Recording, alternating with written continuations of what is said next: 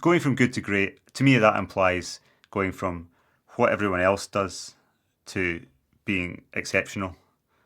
Being one in a thousand or a million or whatever. And so, by definition, you're going to need to do something different from nearly everybody else, all the people around you. And that, I think, needs to go upstream again. I think, what is that? To me, that's like independent thinking and critical thinking. To think, most people do it this way. This is the training culture or the food culture, or the wider culture, like the work culture, career culture that we live in. But just because everyone does it this way, that doesn't need to be the box that I keep myself in. I can think, well, if I just clean the slate and think, how can I design a lifestyle, a training program, a nutrition program, a psychological training program that does it differently, or how can I think of some other angle? So if you're able to be comfortable doing things that are really quite different, then that sets you a really big advantage. So you've got like curiosity. Curiosity leads to gaining important knowledge, and critical thinking allows you to break out of habits that aren't serving you. They're probably important pillars, but then they're not enough, because you have to, in order to get anywhere, you have to do that over time, over a long time. So it's those factors multiplied by time and consistency. That together, I think that's what gets you from good to great.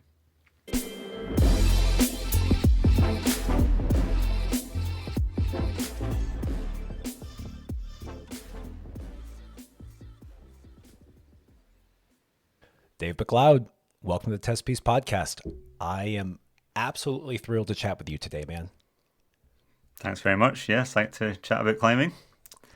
Yeah, Dave, for some reason, your work has just always resonated with me, despite my climbing pursuits typically being quite different. I don't have as much experience in anything other than maybe bouldering and sport climbing. And I first learned about you when I watched the movie where you climbed Rhapsody, the world's first E11. When did that come out? Just out of curiosity. That was in 2006, so almost 20 years ago. Okay. Is there a E12 now, or is that still the cutting edge? um, James Pearson, who's another UK trad climber, recently did a route called Bon Voyage and has given it E12. So that's the first route that's been given an E12. Yeah. That's right. Okay, I did remember that, but quite a long-standing cutting edge ascent there, and it's funny that me and my friends stumbled into that. I think I was in college at the time, and we loved that video despite not having as much experience in trad climbing. But what I remember from it was your willingness to try really hard over in dangerous terrain. That just maybe that captured my young mind. And then you also seem to do all these things to try to boost your performance that I hadn't really seen. I think you did something where you stuck your hands and forearms into an ice bucket for like over 5 minutes with the idea of increasing blood flow. And I don't know if you're still doing that today, but just it stood out to me because it was kind of like this early days of almost like biohacking. And I just felt like it wasn't something I saw in climbing. And it really, yeah, like I said, it really resonated with me.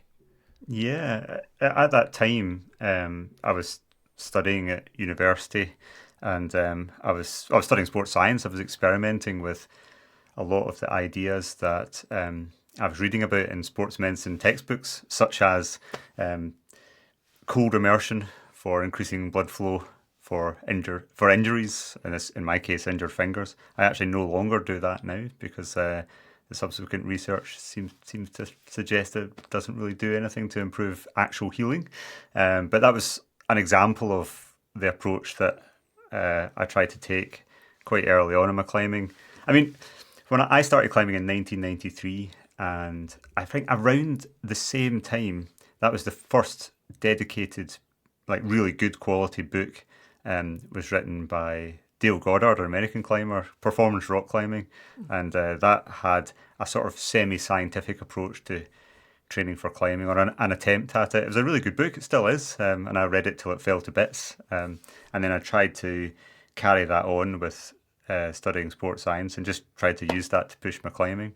But I guess that a lot of people knew about my climbing from that movie E11, talking about Rhapsody, um, because the trad climbing is the storytelling of it kind of grabs people, especially that route, because I took a lot of big falls off it. So that was kind of exciting, and took a lot of falls from the last move. So it's the like it was the epitome of hard projecting, where you're really close, but you're at your limit, and you've got to try and keep going to get over the finish line, which was a brilliant experience for me. I mean, um, it was very, very intense when I was trying that route for me personally, and extremely satisfying to finish it. And I guess it kind of resonated. Yeah, I love projecting, and I still do. Did you plan for it to be kind of like a breakout hit? I thought I remembered in your most recent book that it didn't sound like it was a big plan to make a big production. It was maybe, someone, a friend of yours was interested in tagging along, but it really seemed to kind of put your flag in the ground as being a professional. Yeah, that's right. It was an interesting process. So my friend Paul Diffley had just made his first climbing film. First time picking up a camera, filming him and some friends doing a dry tooling project, and then he was getting more interested in making more climbing films, and just happened to ask me if I had projects, and I said, well, I do have this project, but I really don't expect to be able to do it. And I think he was, when at the starting place, he was just keen to get more experience actually filming climbing in general. So he said he was happy to come along and just film me trying it with no expectation of anything. And I think both of us got drawn into that project. And for him and me, we could see that this was kind of something special. And as I kind of got closer to the possibility that I could actually do the climb, it became like really exciting and very satisfying, I think, for both of us. I was saying in my book, I think Paul was maybe more psyched and relieved when I topped out than I was, because he wasn't really in control, and he went through the process of well, leaving his job or maybe losing his job and while filming me, because he was having to take lots of sick days to come and film me, and then I would fall off again, and so on and so on. There's a ton of pressure on that route in the sense that you don't want to take that big fall too much, because if I remember correctly, you got hurt on that fall.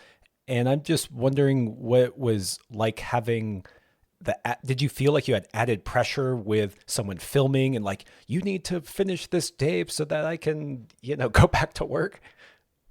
I didn't know. I mean, I've always, I suppose, like, I put quite a lot of pressure on myself. So I've never found that any source of external pressure could come anywhere close. It wouldn't even sort of register above the background noise, if you like. The pressure I was putting on myself to finish that project was way, way higher. So I didn't either benefit or have any detriment to someone being involved filming me.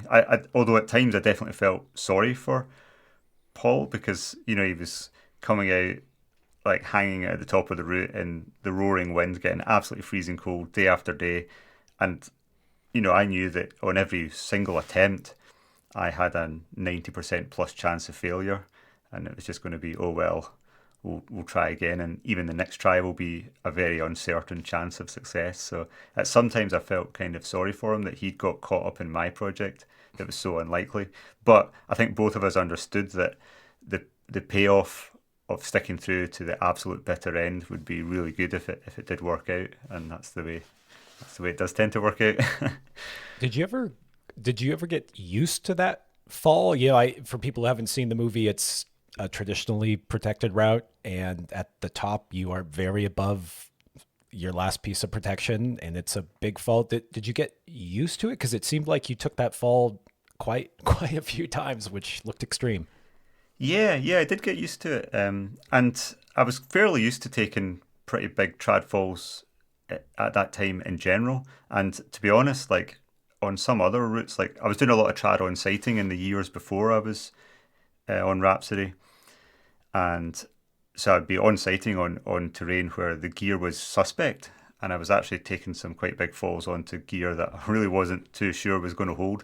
I mean, rarely was I taking big falls where I thought gear's not going to hold and I'm going to hit the ground. It was more like, well, there's a piece of gear 20 feet below me that might not hold, but there's usually something that's going to keep me off the ground. But worst case scenario, I'm going to have a very, very big fall. And sometimes I did have very big falls. So the fall on Rhapsody, although I did hurt myself a little bit, not badly, um, it was it was intense every time, especially when you're at the last move. You start to feel a bit high above the gear. But I did get used to it, and eventually I wasn't really scared. The last couple of tries before I actually did it, I wasn't really that scared or scared at all. All right, this is a total tangent, but it's something I heard from you that I'm really curious about.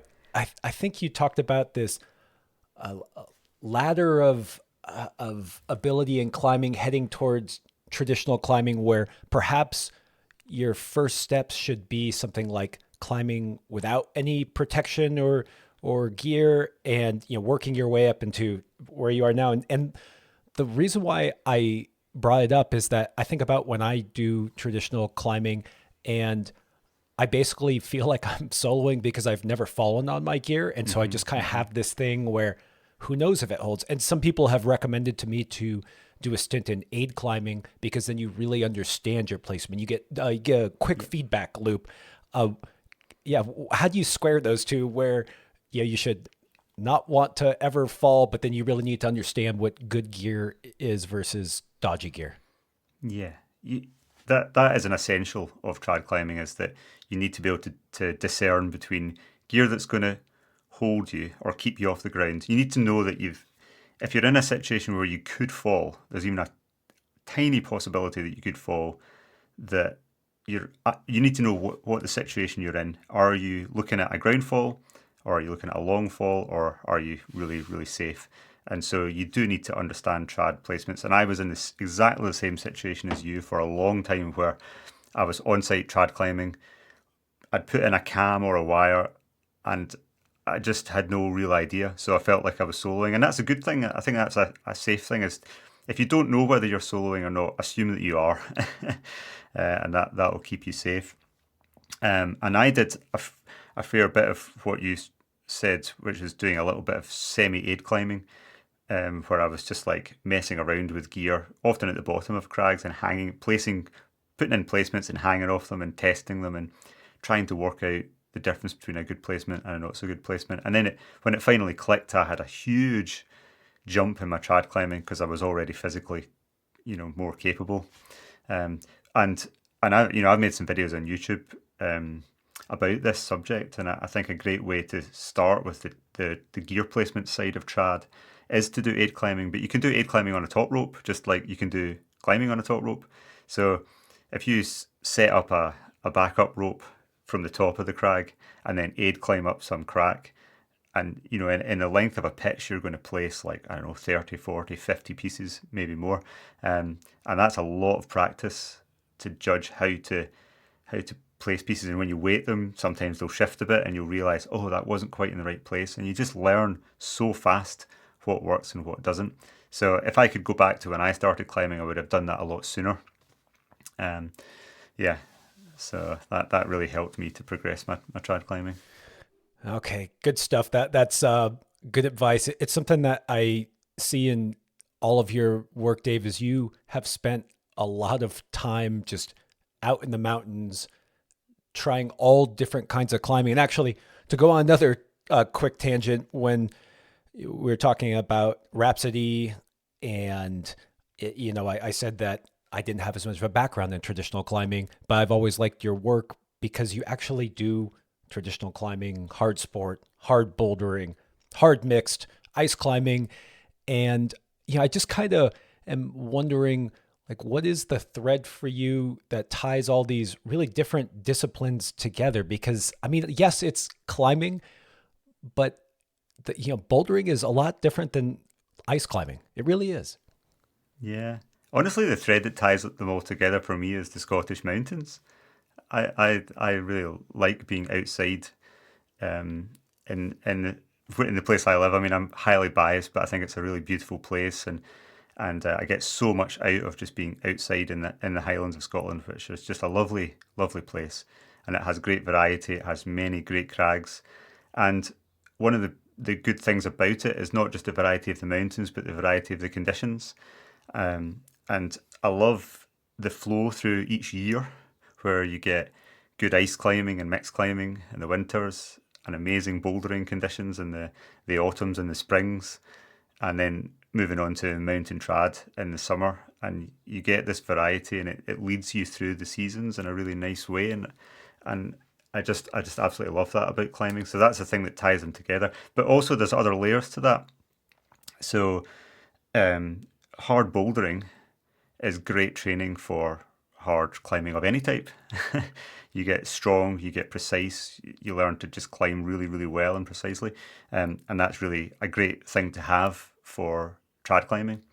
And winter climbing on ice is also really good for summer trad climbing, and vice versa, because you learn to maintain your composure in situations that are kind of psychologically stressful, or they're just long climbs where you've been climbing all day, it's got dark, the weather's really poor, and you've got to you're way above your gear and you've got to keep it together. That stands you in good stead for the following season. So although the different climbing disciplines, you have to kind of train for the differences between them, there's also a lot of overlap between them. So even in bouldering, I find that my route climbing experience helps me with bouldering, and my bouldering experience helps me with route climbing. So and if you're aware of how to make the most of the overlap, then I think it can be good for each single discipline. Yeah, I always wondered what it was like to just kind of follow those seasons and just take whatever the mountains gives you. And it's something that I really liked in your book, Moving the Needle. It's the most recent thing you've put out, and I love the book, Dave. I thought it was really, really good. And you alluded to it earlier when we talked about Rhapsody. And the thing that I took from the book was just, well, there was a few things. There was how quickly you were a bold climber, and then just how your experience in climbing was so varied. There was soloing, ice climbing, there was hard bouldering, there's hard traditional climbing. And yeah, it really grabbed me that you've been out there in the mountains doing all different kinds of climbing for a long time. And so, yeah, I guess my question there is, why'd you write this book, Dave? Because it's subtly different from something. Well, it's significantly different from like 9 out of 10 climbers make the same mistakes, or even like some of your YouTube. There's a more autobiographical component that was a blast to read, with tons of exciting, scary stories. Yeah, yeah. I wrote it because a lot of the writing or media stuff that I've done in my own climbing all happened after I'd done the first E11 trad route in the world.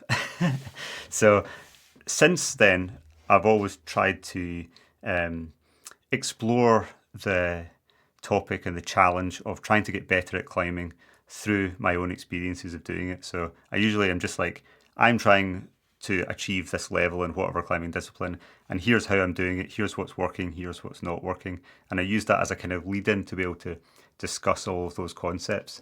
But one of the things that I've noticed, especially since I've done my YouTube channel in recent years, is that a big proportion, well, not a big proportion, but some of my audience view pro climbers or someone like myself as being inherently different, like a different breed. And it's like, people would say, yeah, but that's it's okay for you. You can do that because you're a pro, or you have this really high ability. And I think sometimes people are reluctant in a way to embrace some of the same principles of training as professional climbers or athletes use, because it just seems different. And there are some things that are different. There are some things that pro climbers or pro athletes do that are not always relevant to people just starting out or intermediate level. But there's a lot that is. And so I really thought it was actually quite important that I wrote down something about the early half of my climbing to underline how long it took me to get anywhere near that level, and all of the kind of upsets and problems. Because I do feel that a lot of people I've coached and people who like comment on my YouTube, for example, um, they they feel like reaching much higher levels in climbing does seem kind of out of reach, and it does seem like they consider it's uh, something for somebody else, not them. And I felt like that for a long time, and it was only after a decade of climbing that it kind of crept up on me. Actually, while I was trying Rhapsody, that it could actually be different. And I could see with hindsight that I had some ingredients in place to get quite good at climbing, and then as a few missing ingredients fell into place, quite late on, I could take this big jump and it would all work. And it's like, wow. I often think of sport performance as like that, as being like a recipe where you've got key ingredients, but without all of them, it doesn't hang together. But if you can fill in these gaps, then it all works. It's like each part becomes so much more powerful than if there was one piece missing, and then it all just works. So that was the basic idea behind writing a book about my apprenticeship in climbing, and also I wanted to emphasize the length of my own apprenticeship, because I do feel that on social media these days, go into YouTube and type in training for climbing into the search bar, and well, in recent years you'll have found videos that say like, can I get to V6 in 30 days, or I train like a pro for 30 days. And sport performance doesn't work that way. Yeah, you have to be on the right track and then multiply that by time, lots and lots of time. Yeah, I said this a little bit earlier, where just one of the things that struck me in your book, and something I've noticed in my time around pros, is just literally the sheer quantity of time spent climbing outdoors, climbing on all different kinds of terrain. And I remember I've done podcasts on this where there's often a lot of chatter around, oh, you need to rest a lot and don't, overtrain. It's like, I hear what you're saying, but every kid I know who gets obsessed spends, the whole day, every day, as much climbing as they can do. And they have no concept about the physicality of, I'm tired now, I should quit.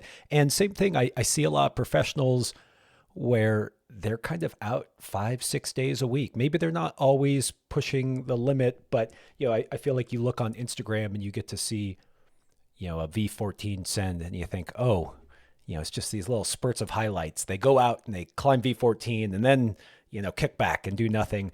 And so that's something that I saw in your book, was just this massive quantity of climbing.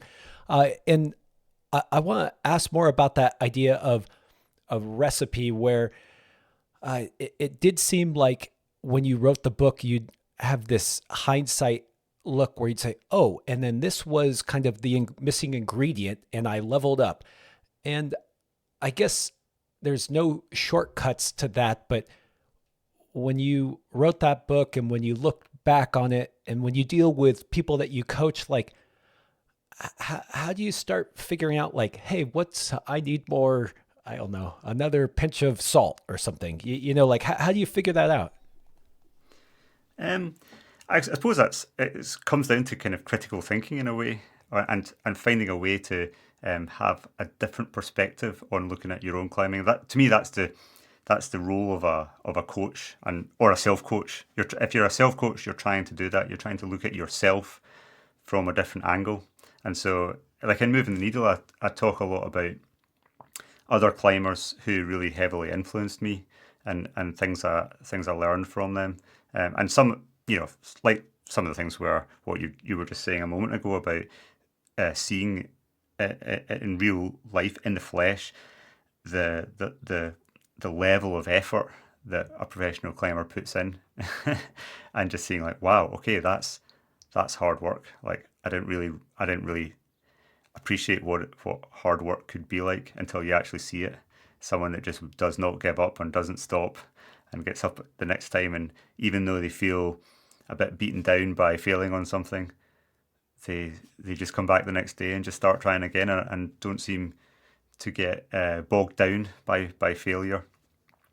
All these kind of things. So um, people who were around in my climbing, um, were a great source of learning for me. And I think the one thing that I did that was right was I actually just learned to try and observe. I just stood on the sidelines a lot. Um, I wasn't always climbing with people. Sometimes I just saw them at the crag, and I listened to good climbers, listened to their conversations, listened to what they said and what their approach was, and thought about it a lot. So I think one thing that I did right was I did learn to observe.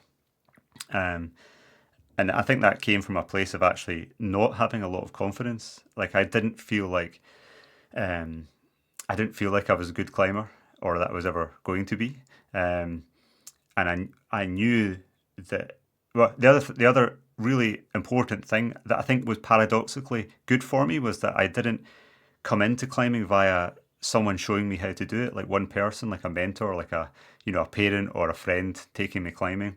I did it on my own, and so I had this really strong feeling that there was so much that I didn't know, and so I was like a kind of a sponge, and I observed people who were good at climbing. I observed people who were not so good at climbing, and I tried actively to observe what the differences were.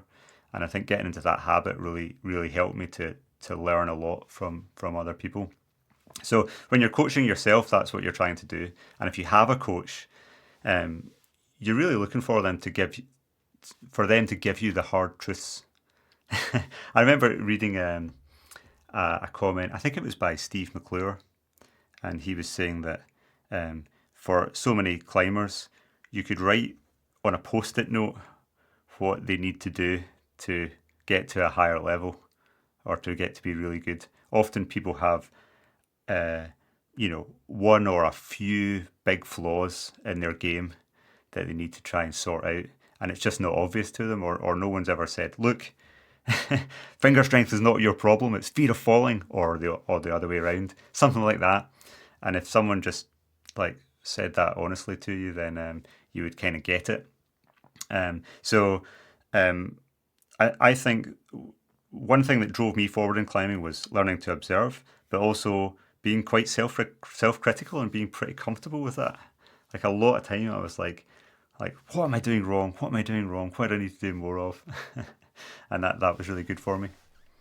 Yeah, that was definitely kind of highlighted in your book where I don't know, when you started talking about yourself as a kid and as a athlete or not much of an athlete in the beginning, and then you entered into climbing, you didn't come in with a lot of bravado or confidence. I just want you to speak more about like why is that why is that good to come in with lacking confidence, and also it's such an interesting juxtaposition as you are now, or you have shown yourself to be a climber that has done a lot of bold ascents, which to me kind of, unless you're foolhardy, which you wouldn't be here still if you were, that requires a certain level of confidence. Yeah, yeah, I think that's a really important theme of the book was that I do feel that developing confidence late is an advantage. Um, and it's an advantage because when you don't have confidence, it forces you to lean on skill instead. So imagine an example. Here's an example, right? So you get like a young kid that starts climbing, and they've got a bit of a flair for climbing. So on their first day, they'll do like a 6A plus or a 6B, and on the boulder wall, they'll do like a V2 or a V3. And then within a couple of months, they're on the V6s, and they realize they can actually outclimb people who've been climbing for a few years. And they're like, wow, I'm actually quite good at this. And then they enter a comp, and they're quite good. And then a year later, they're winning the local comps. And so they've developed confidence early, but they've just not done enough climbing to have very consistent bomb-proof ability to be able to handle any climbing situation. And then they go to a national comp or an international comp, and they get absolutely slapped, and it's so brutal. It's such a hit to their confidence, and a lot of young athletes never quite recover from that. Sometimes their first international comp is their last. or they do a few and they have the same result, and then they just think that this is not for me. And I think sometimes if you don't have confidence, and so you just think, I'm not good at this, I'm going to need to really learn it inside out in order to be able to get anywhere. It sets you up really well to be open to learning for a longer period. And I think that's the way it worked out for me. So uh, when I started climbing, a really important aspect of my apprenticeship was where I started climbing. I went to this crag Dumbarton Rock near Glasgow. Lots of straight up boulder lines, not many climbers around. It was just before there were bouldering mats, and not great landings with some broken glass and things like that. And I couldn't get off. The rock is also kind of unfriendly. It's really smooth and polished, and kind of slippery, and so it doesn't really lend itself to beginners. It's kind of well known for that in Scottish climbing. Um, so I started off not being able to get off the ground on anything, and that really forced me to look at the rock, to actually look in detail and say, if I get back up there, like where is the hold? How am I going to use that as a hold? Where will my foot be? It focused me in on movement and sequences and detail, and that was just so good for me. Um, Not only because that's what you need to be a good climber anyway, but I do think that I cultivated a really deep enjoyment of the problem solving aspect of movement, to the point where it became an obsession, and an extremely rewarding one that I've just carried ever since. If I could write down like my single best climbing asset that's allowed me to be a pro climber, it's obsession with discovering how a move works better and just doing that over and over and over again. So that's allowed me to just get good technique. So if you don't have that obsession, if projecting is like a bit of a battle to the finish line, and what you want is the tick, then it can be quite psychologically hard work. But if projecting is like one exciting and rewarding discovery after another, when every little detail of the project that you find is as enjoyable, if not more enjoyable, than the final tick, then projecting, whether you're succeeding or failing, becomes one long enjoyable party right through your life. It's brilliant. Yeah, Dave, you said this to me last time we chatted, and I haven't been able to get it out of my head. It was something about how you cared more about feeling satisfied with your decisions rather than worrying about the outcome. And I'm linking this because you were talking about projecting and the joy of learning, understanding, making, I don't even want to say progress, maybe the best decisions you could make at that time, and not so worried about getting the tick. And yeah, I've been thinking about it a lot because I don't know if I have that in spades, and I can't help but flash forward to future Josh that just sent the climb he really wants to send. And this idea of being more process oriented now seems congruent. Like when I heard you say that, it really seems congruent with all the advice that you've been putting out over the years. But yeah, can you just tell me more about how you don't get so hung up on the outcome and just make the most and enjoy whatever decisions can be made in front of you? Well, again, like just thinking of where I started in my climbing, um, going to this bouldering area that's quite compact, and there's hundreds of boulders all around you in a small space, and they're all way above your level. And so the idea of doing them all is just so remote that it's just not even worth worrying about. So, you're just focused on only the move that you're trying right now. That to me was like really, really kind of freeing in a way. So it would just draw me right back to the present every time. And yeah, I just started to really enjoy that. And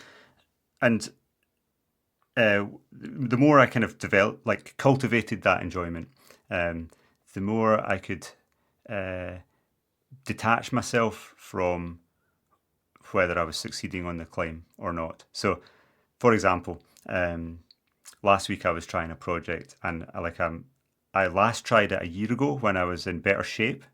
I've kind of been injured recently and had to take some time out of training. Now I'm in worse shape. So um, I did worse on the project, but still felt like I'd made good progress in the project because in my weaker state, I still found a better way to do one of the moves. So that was like a little victory. And I know that down the line I might come back in good shape and be able to complete it. And that's still the goal. That's still what I'd like to do. I'm still aiming towards that. But when I look back at other projects that I've completed,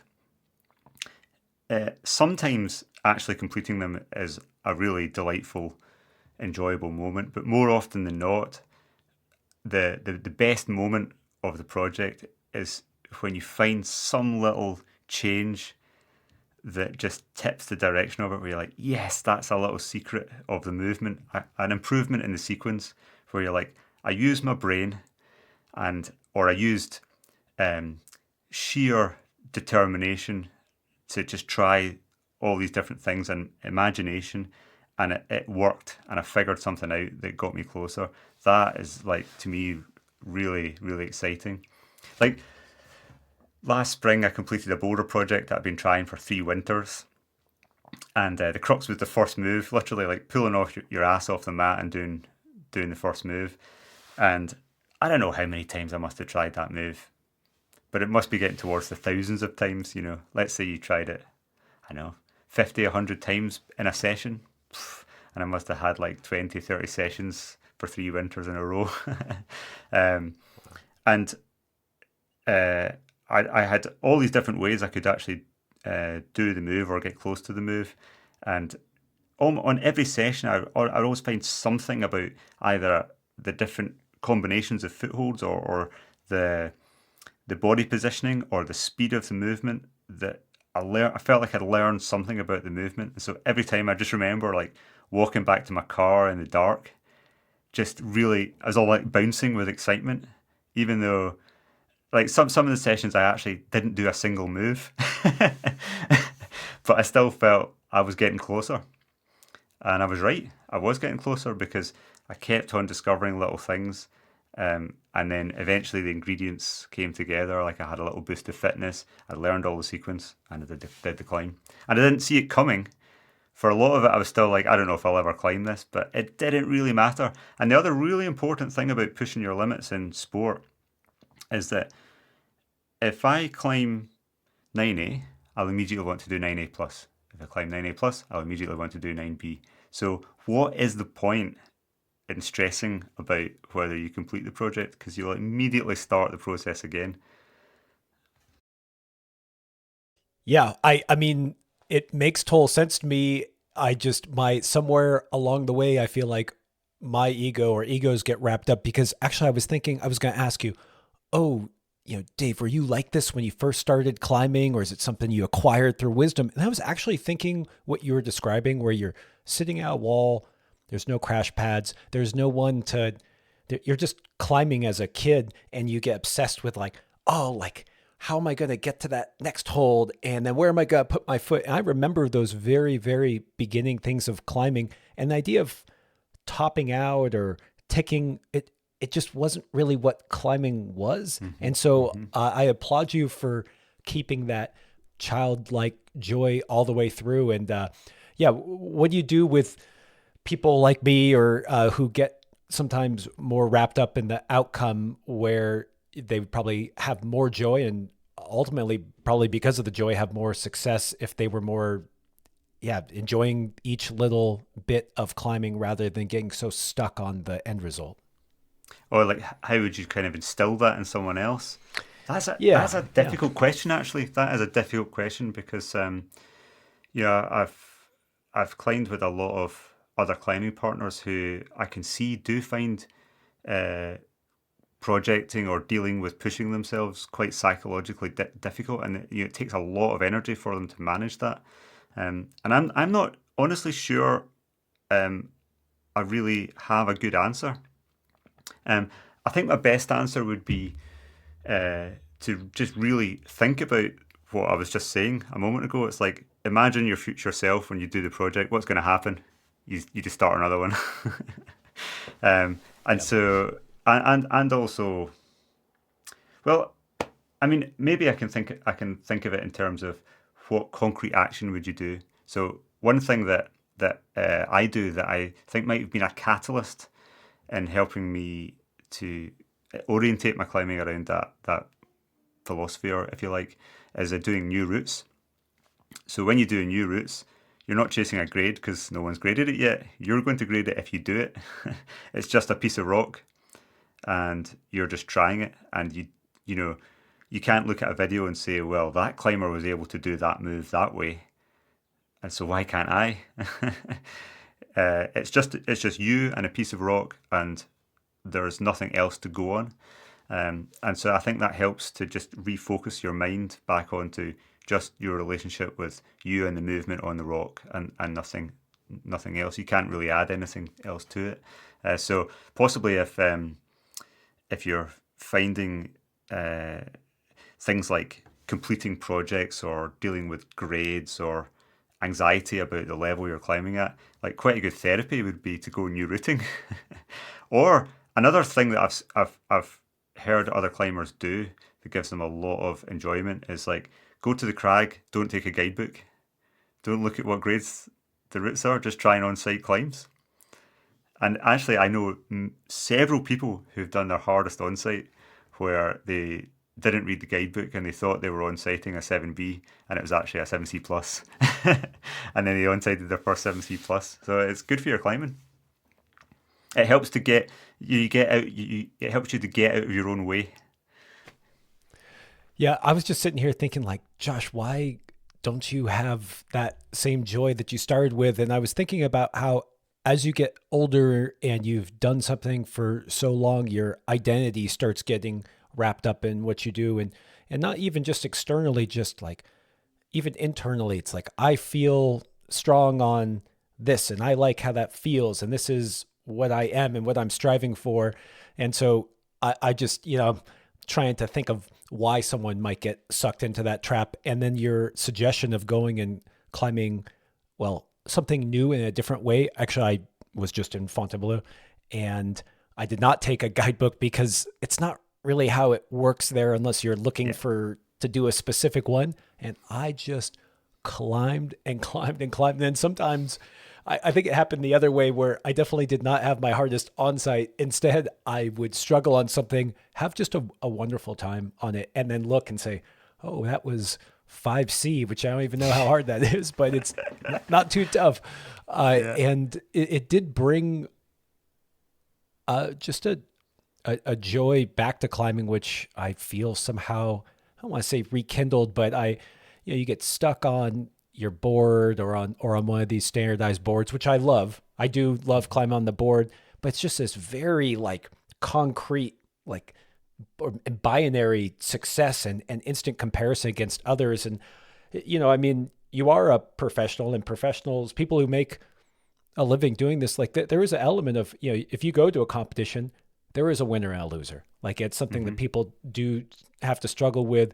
But often when I talk to those people, there still is some deep underlying joy of every little aspect, or they kind of, it ebbs and flows sometimes, it sounds like too.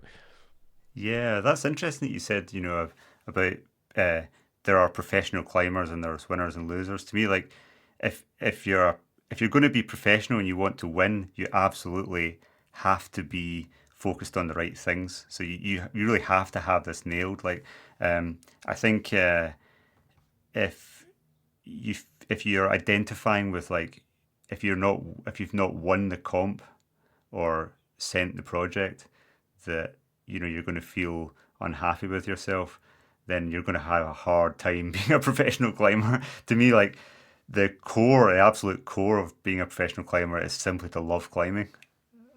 Like whether you're doing well or not, because everyone is going to do well sometimes and badly sometimes at all levels. That's just inevitable. And often you'll find like the die hard pros, if you like, the folk who are pro climbers for decades, they are happy in their climbing whether they're fit or whether they're unfit. They just love being out and just on it and just training. Well, training when they're unfit, training when they're going well. They just just love it. Yeah, maybe all of this is top of mind for me because I'm getting a touch older, and it's just I don't have as many days of success. Maybe, I get sick more often due to kids, or there's injury.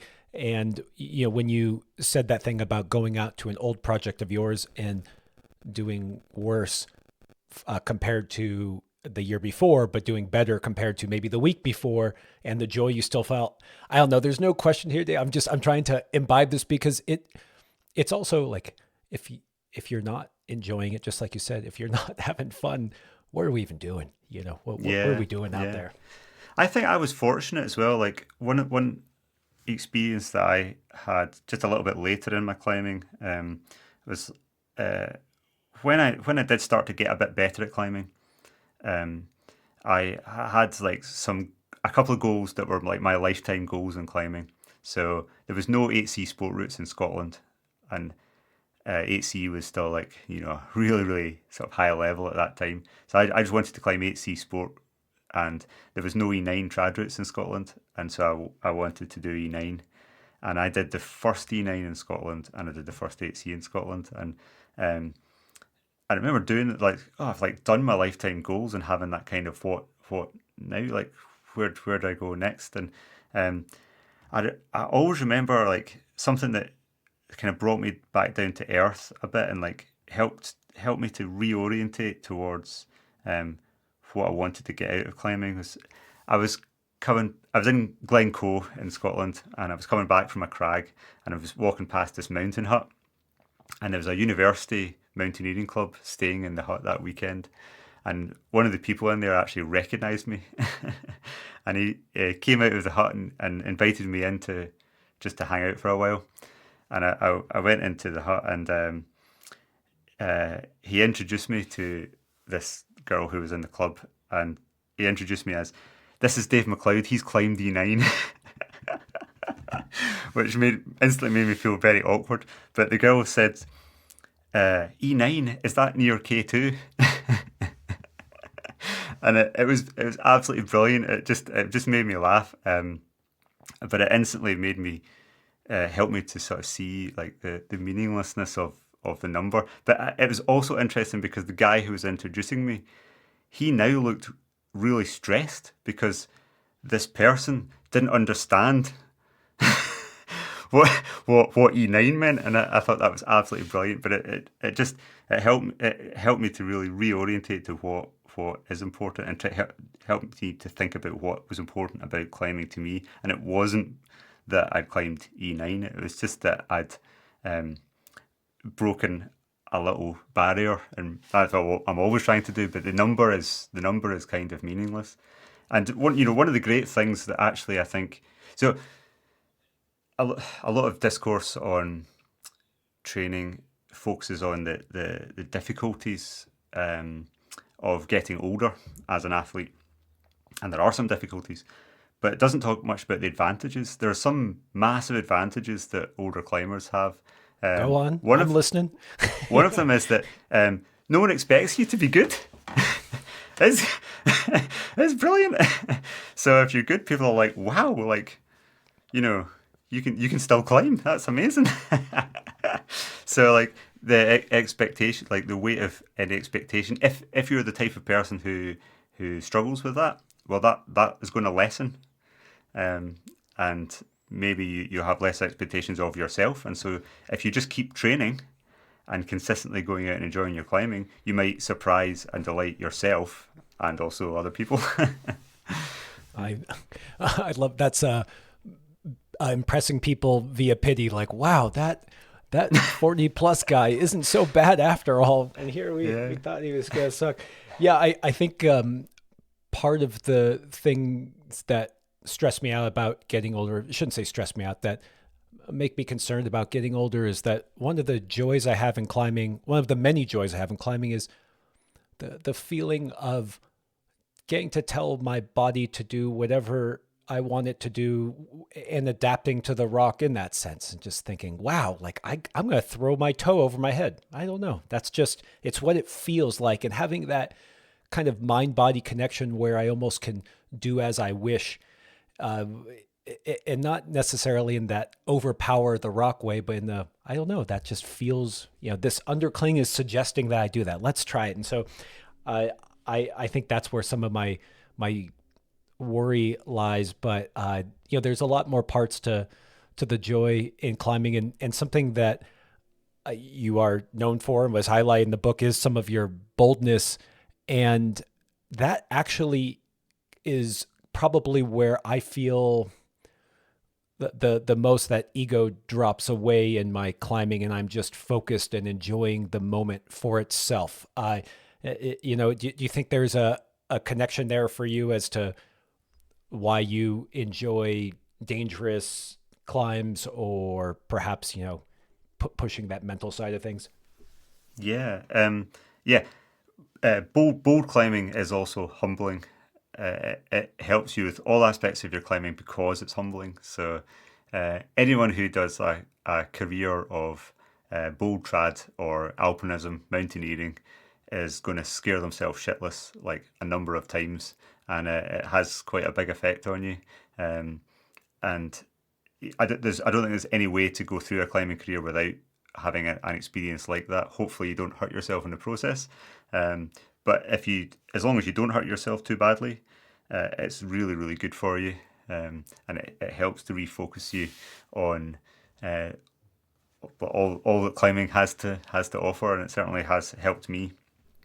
Yeah, Yeah, I was struck in the book by just how I felt like day one you were getting scared shitless, and yeah, and then it kept progressing. And I mean, I remember in the first part of the book, I think maybe your first experience climbing, you got maybe in over your head, as probably everyone does, and then backed off. And then I remembered this part where you were soloing, I want to say like a mixed climb. I just remember you getting your ice tool into something and then kind of barn dooring out into space. yeah. And it was really visceral, and you painted a good visual picture as well. And yeah, it just seemed like it was intricately linked or inextricably linked for you in climbing.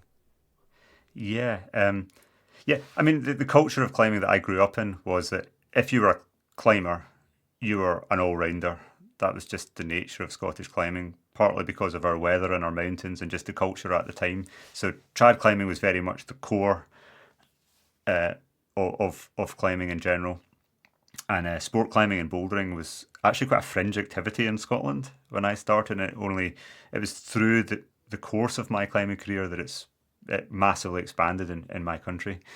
So it's really weird actually for me today to witness the change in climbing, in that like I'll post a video of myself soloing a route that's like 10 grades below my limit, and there's comments from other rock climbers saying soloing's irresponsible, like it's crazy, why are you doing that? It's just like that just seems like total madness to me. I'm a fucking rock climber.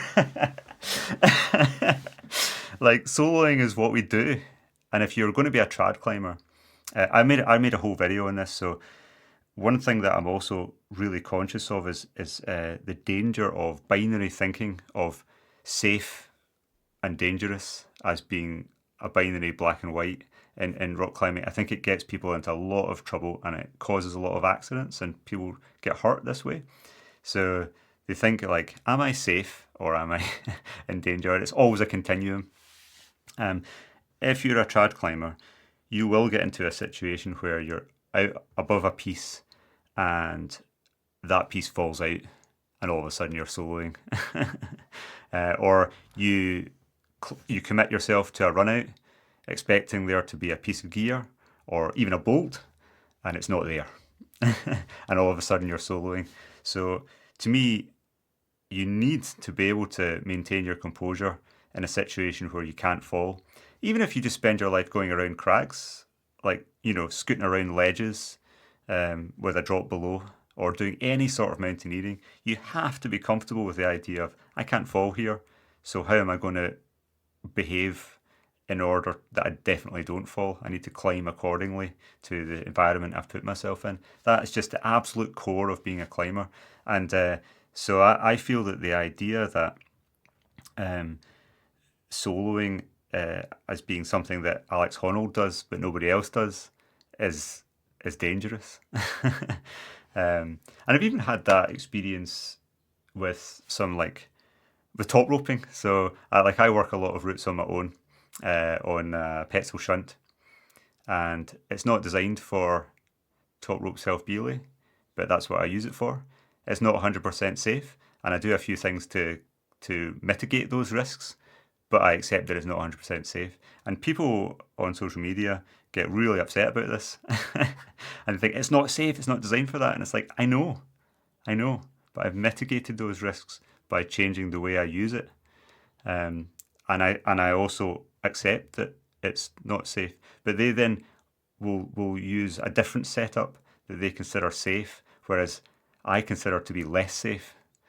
I won't go into the details of that, but to me, it's like if you don't accept that there's danger everywhere in climbing and mountaineering, including in sport climbing and in bouldering as well, then you're actually in more danger. And the safest trad climbers are aware that they're always in danger. It's about how much danger that you're prepared, and where is the line. I mean, an example in the lockdown that we all had 5 years ago, everyone was at home on their hangboard or on their board, and a lot of people got very strong fingers in that period, but were out of the habit of leading. And at the end of the lockdown in the UK, I had, I think, 5 emails in 1 week from people who said, I got really, really fit, I was climbing my best ever, and I went straight out in some trad route, and I've fallen off and smashed my ankles. I was like, oh man, that's so sad. But to me, it's like that's that sort of thinking was at play, where people feel like they're either safe or dangerous and don't really realise. I mean, often I find that when I go to popular trad crags and I watch beginners climbing on what should be well protected routes, I find it utterly terrifying to watch, and I see people taking risks every day that I would never take. But they don't even realise they're taking them. So I think just that the game of trad climbing and keeping yourself safe in trad or on mountains or any type of climbing is just constantly trying to think there is definitely danger, but where is it and how can I mitigate it? That's it in a nutshell. Well, I love that you are, saying that climbing's dangerous. I literally had a podcast or a post where I said, let's make climbing dangerous again. And it's tongue in cheek. It's, clickbait. But when I grew up, climbing was dangerous, and it still is. And it's not to say it's not, I'm not going to say it's terrible if people never do anything other than boulder indoors, on 10-foot high things. But it just seemed always kind of part of climbing. And I think one of the reasons I really enjoyed your book is because of there was a bit of alpinism or mountaineering or whatever you want to call it. And even though I have stuck to more rock climbing when I was young, when I got into climbing, those are the books I read actually was, about K2, not just E9. I liked hearing about going out, and there's always risks, man. There's avalanches, there's things that can break while you're standing on them, And so, just love that you highlight that or showcase that that's still a possibility. But I have also taken she was my girlfriend at the time, and it's now my wife. So I'm taking her out to go bouldering outdoors for the first time. And she's climbing on a V0, a very easy warm-up slab. And she's a very strong climber, actually. She gets up near the top, and I say, hey, Jess, you're in a no-fall zone. Don't fall. Just a heads up. I could have caught you maybe 5 feet lower, but now do not fall. And when she hears that, she freaks out because all of a sudden she realized, or I don't know what she realizes, but I put it out there, and I want to use the story to talk more about how one learns to deal with fear, because And the classic thing to say is, well, it's like graded exposure. Well, hey, Yeah, like get a little scared. But when you're dealing with something that could be life ending or leg breaking, if you uh, if you miscalculate what the next grade exposure should be, there's dire consequences. And just how do you handle that graded exposure? yeah. Yeah, it's common sense graded exposure. I mean, I made a whole video on this. I think I just called it, how to get started climbing outdoors or something like that. And I actually went to that very first rock climb that I ever did, and I had the basic principle, which is a really good one that it's still like for almost any climber to adopt from the get go. Is don't climb up anything you can't climb back down. That's the basic rule of soloing. Um, and once you get to really advanced soloing, then maybe you might be ready to make a judgment from the ground. Well, I can't down climb that, but I definitely can climb up it. And fair enough, you've maybe got to a stage where you're ready for that. But if you're not ready for that, just don't climb up anything you can't climb down. And good good climbers, especially good trad climbers, are absolute experts at getting themselves out of the shit. And to me, the game of trad climbing is getting yourself into trouble, scaring yourself, and then getting yourself out of trouble again. So you should always have like an idea of where you would go, what you would do if things didn't go quite according to plan. On a boulder problem, like that could be you're just like eyeing up the landing where you're like, well, okay, the landing slopes away, but if I climb up to that point, if I jump right, I'll go onto that little rock or ledge or the mat or whatever, but I'll not go down there. So you've got a bit of a plan, something of a plan. Um, and if you are genuinely in the no fall zone, I mean that is a tough thing. I don't think you can magic that out of thin air. That has to be gradual. So I actually made another video about starting trad climbing, and I was saying a really good idea is to start with scrambling, literally just ridge scrambling, where you could practically do it with your hands in your pockets. But it's just getting used to being in the position of like, I can't fall here. If I fell off here, I'd be dead. But you're on such easy terrain that you're able to cope with that, so that you don't have to ever be in a situation where you're trying to bite off more than you can chew in one go. So quite often people might be on a moderately difficult climb where they would be okay, but if you add on top of that no fall zone, you can't fall off or you'll die, it's too much. But if you put them in a situation where they were literally stood on a ledge because it's such an easy climb, and you said, okay, obviously you can't fall or you'll die, they'd be like, yeah, okay, I get that, but I'm not going to fall, and then you just go from there. So to me, it's just like graded exposure, and that's one advantage I think I had because my start in climbing was more mountaineering based. I got exposed to a lot of that, especially in winter climbing, where I was on really easy snow and ice terrain and very exciting exposed situations on winter mountains um, that felt quite intimidating to be there. And I was there solo, often without that much equipment, but on really easy terrain. So by the time I came to a point where I was 25 feet up a boulder on small crimps, the idea of the concept of I can't fall off here, it wasn't a big deal. I wasn't trying to deal with that as well as the hard climbing at the same time. So I think often with confidence, it's like people get into this trap where they try and avoid being out of their comfort zone, avoid, and then all of a sudden they throw themselves out the deep end, and then it's too much. You even see this with indoor bouldering centres. So people who start climbing in indoor bouldering centres, and I think indoor bouldering centres are too high. They're unnecessarily high and they cause injuries all the time. People are like breaking arms, doing their ACL, breaking their ankle. They don't need to be so high. So there is a degree of danger even in a when you're above mats.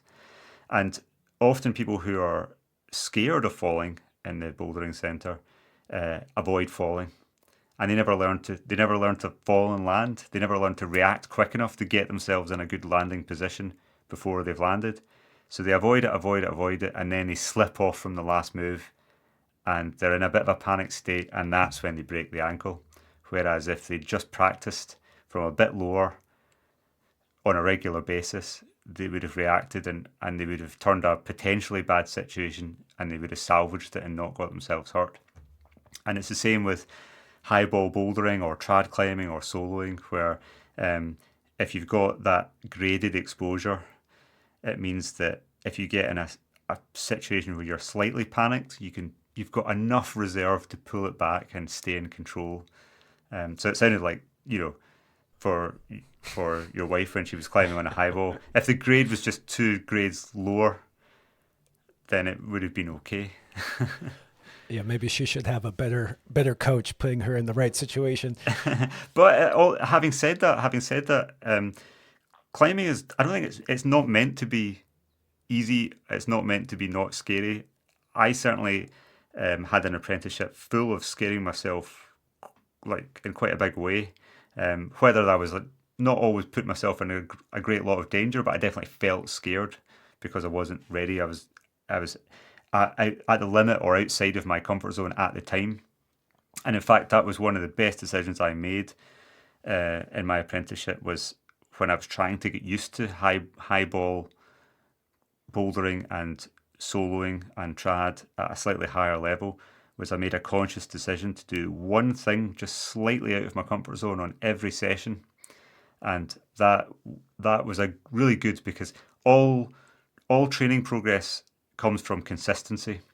And so because I made it a daily habit, I just progressed and progressed and progressed, and I got to the stage where I was solid and I was able to cope with trad situations that definitely would seem a bit extreme to other people, and I was able to stay relaxed. In fact, the mark of a really experienced trad climber is the more out of hand the situation gets, the more relaxed and focused they get. That's when you get to the really good level. That's where you want to be. And I think you need to do a fair bit of work to actually maintain that level. Yeah.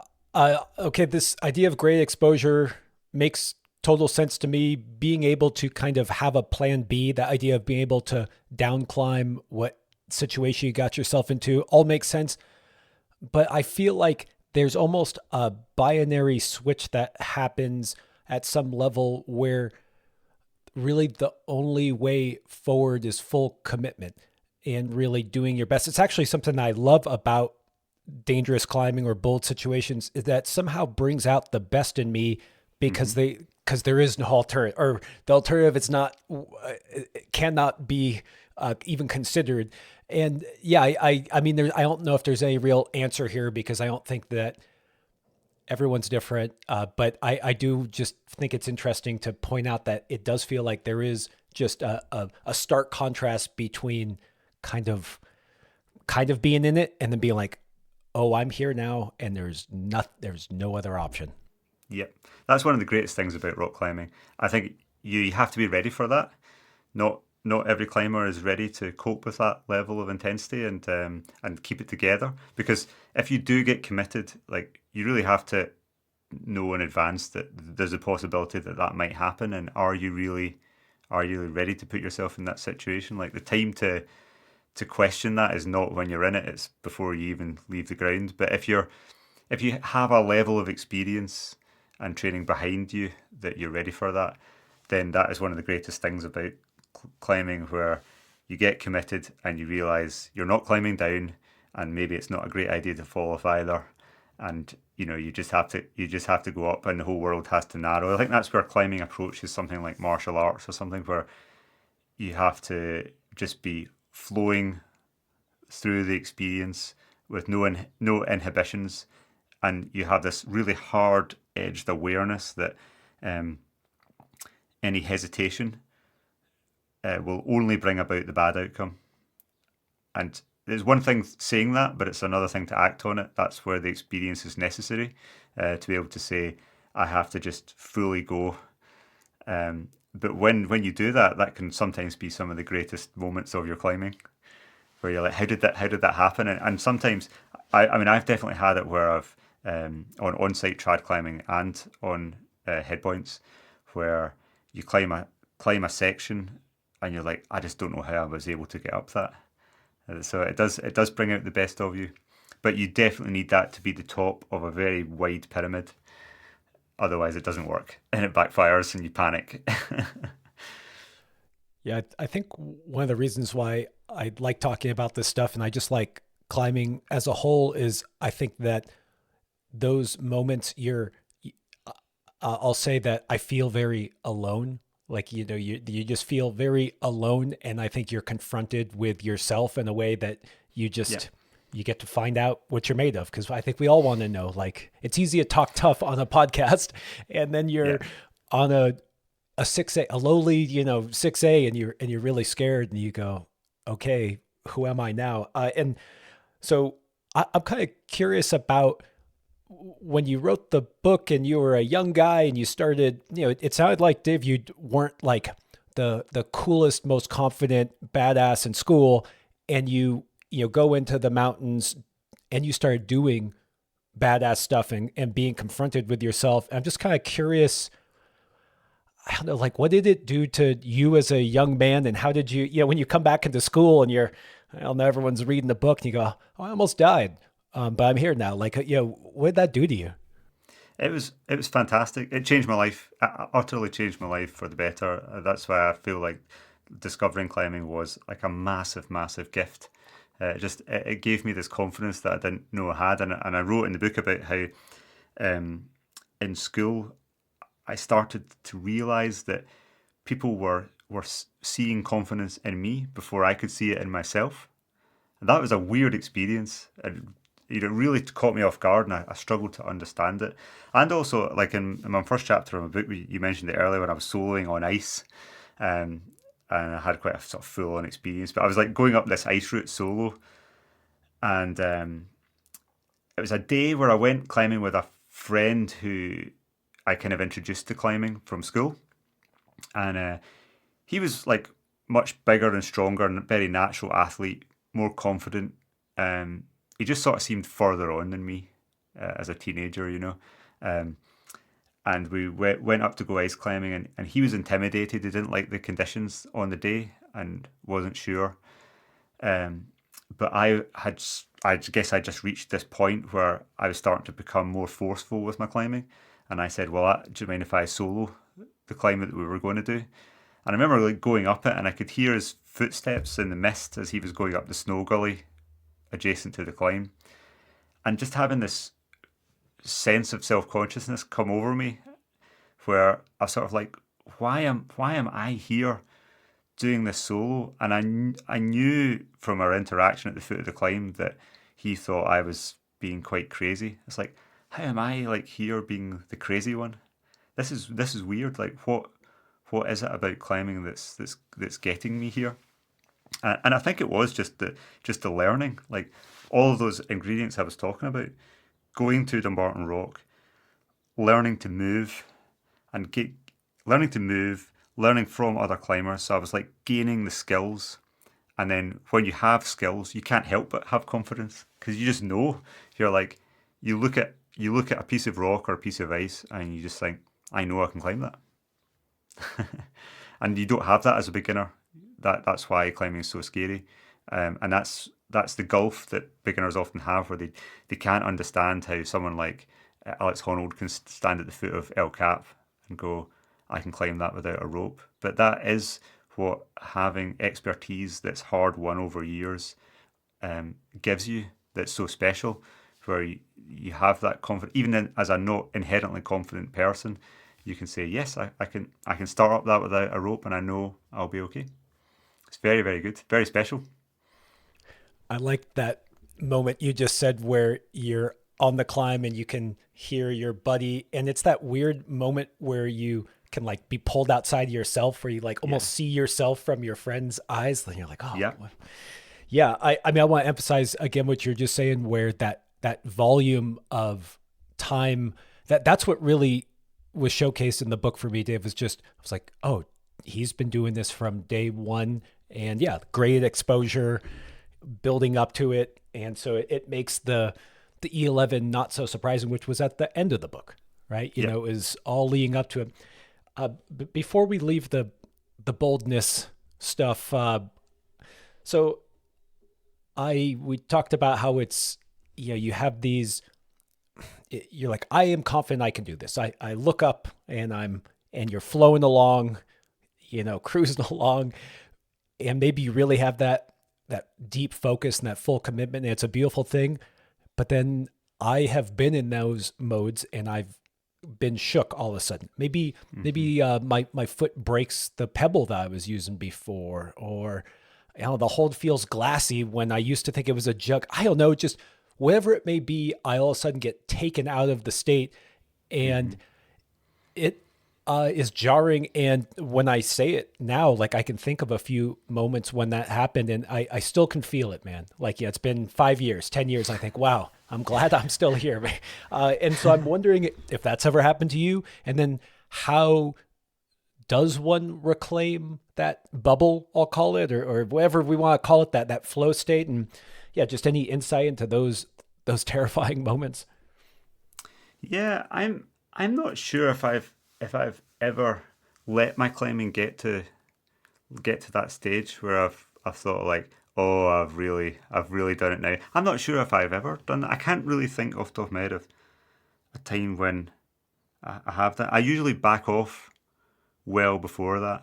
Um, like I can, I was actually talking to a friend just before we came on, um, about Patagonia, um, and I remember doing a route, a mixed route, icy mixed route in Patagonia, and we climbed a long way up the route, and out there, you can't get a rescue if you're on a face. It's just not going to happen. Like you have to be quite cautious, um, so you don't want to have any missteps.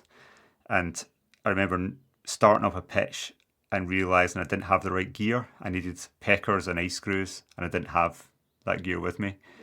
And just being like looking at the ice and going, yeah, I could probably do that, but it's going to be fairly close to the limit, and it would be like maximum consequence, and just not giving it a second thought, just backing off. And I usually back off. I don't usually let it get out of hand, because the one thing that again I learned right from the get go, one of the things that really appealed to me about climbing in the first place, um, was that unlike other sports where you have like a moment in a game or something, or a competition where if you don't do that now, that moment is lost. The great thing about a climb is it's always going to be there tomorrow. You can always come back another time, and so most of the time, I just back off really. So I can't think of too many times where I've really got myself in the shit. There was one time that I do explain in my book where um, it crept up on me, where I was on sighting on a trad route that wasn't particularly hard, but it was dirty and the conditions were really bad. It was really sweaty, and I wasn't quite fit enough.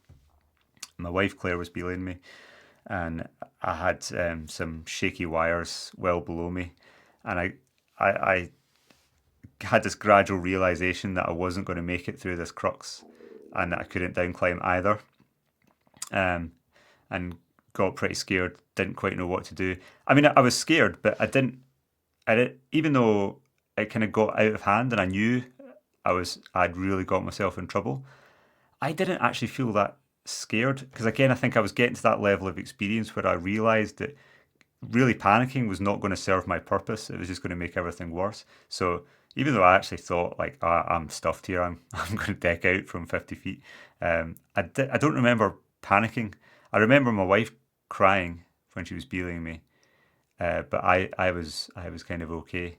I did eventually get so pumped that I fell off, and I remember like going head first and all my wires pinging out, and my wife Claire just sprinted, and she took in enough rope that this cam that was like definitely below halfway was she managed to take in tons of rope, and it held me, and I just remember it coming in this arc and the grass just taking my hat off as I sort of swung, just brushed the ground, and kind of got the right way up, and just out of the pure adrenaline just started like giggling, just like laughing, just I don't know, it just came out of me, and my wife Claire was crying, and it was yeah, not the best moment, but that was a catalyst for me to go. I don't ever want to do that again. And I took my climbing back like 3, 4 grades from there, and I built up much more solidly. I mean, when I think of some of my climbing partners, so a guy I climb with quite a lot in summer and winter on trads, a guy called Ian Small. He's 10 years older than me. Um, Superb climber. Bit of a Not many people know about him, but he's a brilliant trad climber. And I was talking with a friend about him the other day, and like we were trying a new route in winter last season, and he fell off. And I was saying to my friend, like, neither of us could actually think of a time where he ever fell off. He just doesn't fall off, and he's on site to these many sevens, and he's climbed E10 on trad, and he's climbed many hard mixed routes on site at a very high level. He's one of the best trad climbers in the world all round, um, and yeah, he just doesn't really fall that much. So that's the name of the game. Is like, I think if you really get yourself in the shit, then it does take a psychological toll. So it's really to be avoided, I would say. I think a conservative approach is the name of the game in climbing. So you basically told me that I was in too deep. I went too far over my ski tips, and It yeah, happens. It happens. Yeah. yeah. And it was earlier on in my career, and I would say that I have a few of those, and I swear they will haunt me when I think of it. But because of that, I took some steps back. But that is what's wild about climbing is you never know. Or you shouldn't say you never know, but you can never be 100% certain that what you're getting yourself into is going to be just fine. And that's because if you did, then it wouldn't be worth doing. Uh, Something that I just want to ask you about when you told that story, and it's just wild, and your poor wife is crying. I made my wife cry while she was on the wall. You made your wife cry when she was belaying you. Yeah.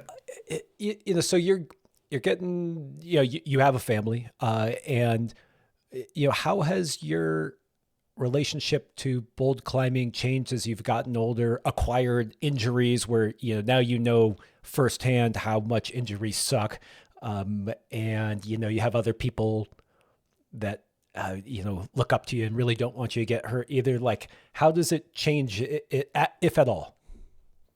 It's hard for me to objectively answer that because, the sensation of how much risk you're willing to put yourself in front of is always subjective. So what feels risky to me might actually be different to what it was 10 years ago. But but having said that, I can't think of any climb that I've done that I wouldn't still do, if that makes sense. So I've done lots of climbs that are poorly protected and are close to my physical limit. My physical limit's not really changed that much. So I can't think of any climbs that I've done in the past that I wouldn't still take on that level of risk. So I don't think it's really changed. Um, I mean, again, another advantage of being an older climber is that you've just got more experience than you did 10 years ago. So it's all money in the bank. It all helps you to make good judgments. And go like kind of linking back to what we were just talking about.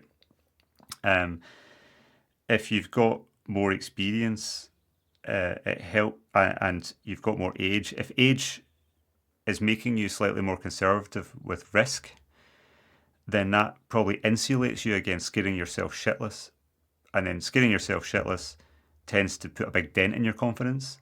So actually, if you avoid that, you can end up doing more difficult stuff like harder, bolder trad routes because it's just been years and years since you've really felt out of control. So if you just feel like everything's good, I mean, I feel comfortable with my approach in climbing. I feel like I could go to an E10 or an E11 trad route or a bold on site in winter climbing or whatever, and start up it and know that I'm not about to do anything daft. I'm not about to pull on a hold that I think is going to break or something like that. Or I've got a bit of a plan in the background. I mean, an analogy that you might get, maybe some people who are familiar with audio might get, if you record audio, you have this concept of headroom, where you have to stay below the headroom, otherwise it just clips and it sounds horrible. So someone who understands that stays well below, and they never like bump off the point where it damages the. You get into trouble basically something you can't resolve. And I always feel like I want to have plenty of headroom. So you can just you can give yourself more headroom with better training.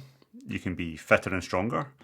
You in trad climbing you can have better logistics and tactics, better gear, better placement of gear, um, or better planning for an escape route.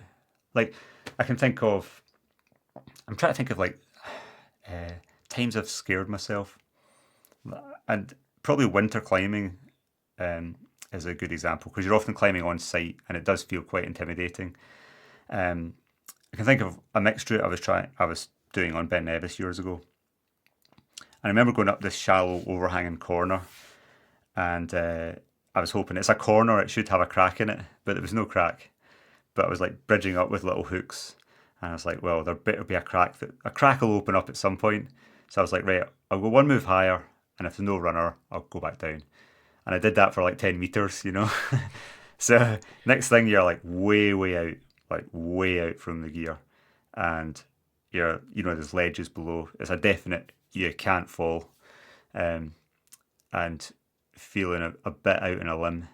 Um, but I was like, well, I'm still like hoping there's going to be gear coming up, but I was still kind of aware that if I need to, I can down climb that corner. Like I wouldn't I wouldn't keep going up if I wasn't pretty sure that I could climb back down. And then like let's say I tried to climb back down and I couldn't climb back down. What would I do? There's always a plan C and a plan D. So I would find I'd down climb or climb back up to a point where I had the best hook possible. I'd clip one rope into the bottom of my ice tool and I would gingerly lower off that ice tool until I got in range of the gear. So, or I would traverse over there to that ledge or that little crack or whatever and find somewhere to retreat, a piece of gear to retreat from there. There's always, tri climbers have to have multiple plans to get themselves out of the situation they're in, and usually they've got plan C and plan D and plan E, and so it usually doesn't get out of hand, and if it does, then something's gone wrong. Yeah, I think the meta skill there that isn't being said explicitly is that as you get more and more graded exposure, you're able to not just have plan A, B, C, D, E, but recognize, okay, it's time to look at plan B, to be able to take a breath. I mean, that's to make it physically explicit, but actually able to think, okay, what would be next? And then take action instead of getting scared. Because I think when I even, well, you talked about this when on that scary thing where your wife was belaying you, you weren't that scared. And it's something that even when I have these memories of climbs where I thought I was going to die, I think from the ground, people were just like, wow, you climbed that so perfectly. Everything looked great. I was like, Yeah. That's not how it felt inside. Yeah. But I think that ability to make a real decision that's not just, I'm going to stop. Yeah, because that's really what panicking is no decision. And then you're just a ticking time bomb because whatever way you go, if it's no way, that's the worst way. And so I just wanted to kind of slip that in there because I think that's kind of the skill you build in some ways. Yeah, I mean, I suppose that I'm at risk of making it sound like I'm ice cool and relaxed all the time, and I'm not. I mean, like that example I was just talking about on Ben Nevis, like it's like sweat pouring out of my helmet, and I was like really like on edge. I mean, I do try and push myself to my limits, so I do tolerate quite a high level of sort of stress and even fear, but I still, again, it's that headroom thing. Like I think I'm a risk averse risk taker. I don't like being anywhere close to being out of control, so I'll get pretty fearful and ready to climb down well before I'm ever really in serious danger. I hope. That's definitely the intention. That's definitely the way I'm. And I think if I wasn't doing it that way, I wouldn't still be doing hard trad stuff. What was that? I think it's for sailors or pilots. It's like there's old pilots and there's bold pilots, or we'll say there's old climbers and there's bold climbers, but there's no bold old climbers. I don't know. There's Yeah, something yeah, there. that's the expression. Yeah, yeah, yeah. I guess it's like you have to have the right definition of bold. Like I still do bold routes, but I just do them in a very kind of matter of fact, safe way, really.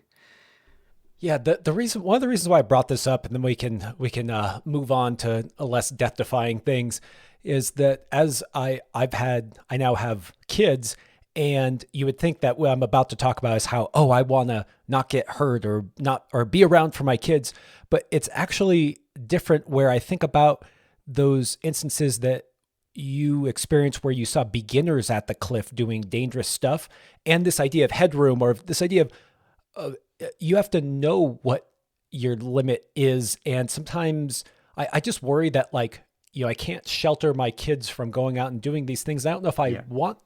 I don't want to either, No. but then I just, like, there's some things that I will just say, I am here because of luck. It's not all of the things, but there's one or two times where I learned a lesson and I didn't learn it the hard way. I got lucky. I learned it the not so hard. And that's, something I think about where I look at young climbers, specifically people I really care about. And I think, good luck. Good luck. Yeah, I know, I know. And thinking about kids, and actually your influence on kids as a parent is a really important point. Risk is everywhere in life, and it's not just in climbing, but in all aspects of life. Um, being able to deal with risk, manage risk, mitigate risk is an essential skill for life. Um, and like I'm really conscious that my daughter needs to learn that. And you know, for me as a parent, that's I see that as my primary role to kind of try and pass that on. If have like a good management of risk, which doesn't involve just avoiding it, because that sometimes backfires. Um, so like when I've been going out in adventures on in the outdoors or anything, could be in business, could be in anything, with my daughter, and I'm trying to counsel her on how to deal with all these things. I usually start with the idea that yes, we can do that. You know, if you want to go here or go on that cliff or go onto that snow and ice, or you want to start this adventure, whatever it is, go down this slope on your mountain bike, we can do it. We can do it, but we have to make sure that we're ready and we have to know what could go wrong and how we're going to approach it. And so I don't think it really makes all that much sense for me to avoid risk. It certainly makes sense for me to maybe reel in the absolute limit of risk. But even that, for my own personal climbing, on account of that, I try not to get myself killed. I think that's quite important. I'm definitely not trying to get myself killed. But even that, I still think, for me, I still feel like, yeah, if I want to do that route, I can do it, but I want to do it with a better margin. I'll give you an example. So, a couple of years ago, friend Neil Gresham put up an E11 trad route in the Lake District, Lexicon, the route's called. 8B plus climbing, and if you fell off the last move, you might hit the deck. You might just scrape the deck from 25 meters, so it's not going to be pretty. So if you're lucky, you might just stay off the deck, and it's a slap to a slot, and it's yeah, you could fall if you weren't in control. Um, the first day I went there, I saw Steve MacLeod try to lead that route, and he fell off a couple of moves before the crux, and he was 3 meters off the deck. Took 20+ meter fall, and I saw that fall, and I was like, I don't want to fall off that route. So Steve top roped it, I think, a couple of times, and then he was unlucky. His foot slipped. He's Steve McClure. He's a completely different climber from me. He's much physically more able than me. But I just thought I'm going to do that route in a very conservative manner, and so I top roped it. I think 10 times out of 11 tries. And the only reason I fell off one of the tries was because I deliberately tried to do it again at the very end of the day when I was absolutely knackered. and I still almost did it. But I knew on that day I would keep top roping it until I did fall off, to know as I'm climbing up, this is how tired I feel. And okay, on go number 4, I feel quite tired, but I still do it. And then go number 5, I'm really tired, and oh yeah, I did fall off. So that I know that when I'm leading, if I'm going up and that's how I feel, I jump off before I get to the no fall zone. So that was my sort of protocol, which I thought was a very conservative approach to doing it, and it worked. What's going through your mind as you move to that slot on lead? Well, it's exactly that situation you described earlier, where I've made the decision, I'm going up, and at that point I was just like, let go of all the noise, all the thoughts, just crimp like hell, and just don't let go of that slot. Just climb. That's the beauty of rock climbing when you are committed, is like all of these other things fall away, all of the preparation, just all the thoughts and thinking, analyzing moves, thinking about training, it all falls away, and you're just like, you're prepared, just climb, and you just do it, and it feels great. Yeah, I think I said earlier that one of my favorite things about those situations is that I feel like I'm the best climber I can be in those moments. I let go of grades of difficulty. I somehow am, I wish I could access that more often because I feel like I move beautifully and I don't quite know. I can't reliably, I seem to somewhat reliably get myself into that zone when I'm scared. And it doesn't have to be death defying because I get scared easily.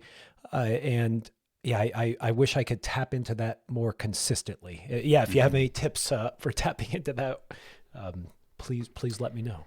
Yeah, that's not an easy one. I think maybe just your life being as heavily involved in actually climbing as possible, so that you're really doing it a lot. I've always found that uh, when I've accessed that mode, if you like, on a more consistent basis, it's been times in my life when I'm just doing a lot of climbing. I'm just out doing route after route after route, and just more likely to work. Okay, my hands are sweating. I'm scared. Let's put that bit to rest. But you know, I think it was the idea of boldness and climbing has always been something that, yeah, I think I started climbing maybe around the same time as the early '90s, and it just Hmm. was part of climbing. And I had some scary experiences really early on, and I don't even know. Again, I don't know if they had to be scary in that they were literally death defying, but the way bolting was back then too, or Yeah. for there was still sport climbing. Bouldering wasn't really a thing in that time period in America, but sport climbing maybe was a little more sparsely bolted, and 11-year-old me got scared. And Yeah. I think that it was part and parcel with what I loved about the sport. And it's something that I always was attracted to your work on. So that was fun getting to dive deep. So thanks for shedding light on that Yeah. Good. exciting part of climbing. Quick break to tell you about today's sponsor. And just a reminder, I only partner with companies that are run by climbers. Today's partner is Organic Climbing. Organic has been making the best crash pads in climbing for decades. And I know this because some of my pads from them are over 10 years old and still going strong. Organic's pads are sustainable because they are built to last, and you can buy replacements for the buckles, straps, even the foam. So you can help the environment and save money by not always being forced to buy the latest thing. Organic is family owned and operated by Josh Helke, who is an absolute OG in the climbing scene. On top of that, Organic makes everything in the US. This is why the quality is top notch. And because it's all made in house, you can customize what your pad looks like in almost any way imaginable. Oh, and by the way, my favorite thing about organic pads is how comfortable they are to carry. They've always paid attention to this part of pad design, and I think it's underrated how important that is. Go check them out now at organicclimbing.com. Okay, back to the pod. All right. Well, that's a good transition to my classic question, Dave. And that's how do you go from good to great? I mean, it is a difficult question to boil down to a few things. To me, like I always try to go upstream and upstream from the practicalities and think what are the principles behind something like improvement. So, earlier on I was talking about having an obsession with understanding moves and enjoying discovering movement. So if I go upstream from that, I think that's curiosity. And then if I think of how do you going from good to great, to me that implies going from what everyone else does to being exceptional. Being one in a thousand or a million or whatever. And so by definition, you're going to need to do something different from nearly everybody else, all the people around you. And that, I think, needs to go upstream again. I think, what is that? To me, that's like independent thinking and critical thinking. To think, most people do it this way. This is the training culture or the food culture, or the wider culture, like the work culture, career culture that we live in. But just because everyone does it this way, that doesn't need to be the box that I keep myself in. I can think, well, if I just clean the slate and think, how can I design a lifestyle, a training program, a nutrition program, a psychological training program that does it differently, or how can I think of some other angle? So if you're able to be comfortable doing things that are really quite different, then that sets you a really big advantage. So you've got like curiosity. Curiosity leads to gaining important knowledge, and critical thinking allows you to break out of habits that aren't serving you. They're probably important pillars, but then they're not enough, because you have to in order to get anywhere, you have to do that over time, over a long time. So it's those factors multiplied by time and consistency. That together, I think that's what gets you from good to great. Great answer. It's so interesting to tie it right back to your early days in climbing, where you had no teacher or coach and you just were learning along the way and keeping that open mind through the whole way. Yeah, I mean, it's funny to hear you say that, because you could almost say the opposite, where yeah, the thing that helped me out is that I had no one telling me what to do in the beginning, so I had to find my own way and get that hard won knowledge. And just it's the juxtaposition would be, I had the best coach in the world from day one. Yeah. I mean, I think a coach is like just makes adjustments, but ultimately the athlete has to be the drive. They have to do the performance, and they have to have the understanding. So the coach just has little inputs. I think they're just like a steer, but they're not doing it for you. They can definitely give you a leg up. They can definitely fill you in some gaps that you need to know and help you make some short-term improvements.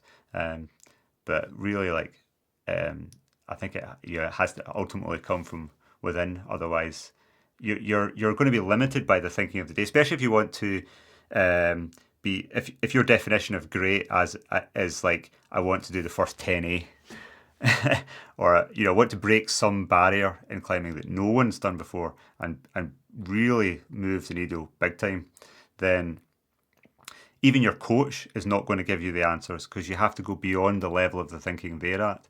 So they can give you the principles. They can actually tell you. And anyone who's gone through education and gone to university, when you get to university level, hopefully, I remember this from my tutors, where you ask them a question, and at first it would be very frustrating because they never answer your question.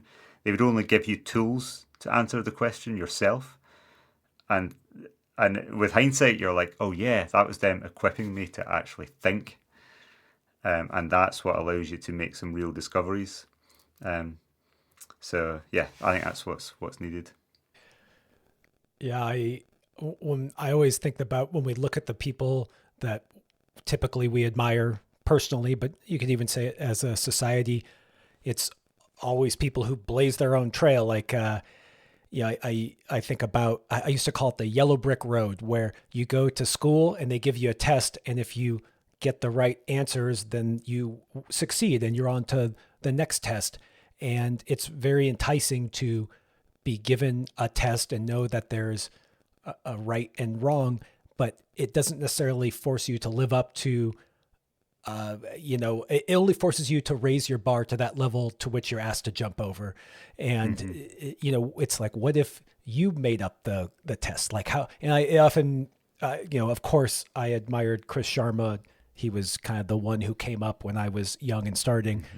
and his story behind realization was always good. Or I don't know if it's called biography now, but just that idea that he just went around repeating, the hardest routes, and he did them quite well and easily. And then here's one that was hard, and he had to find something new.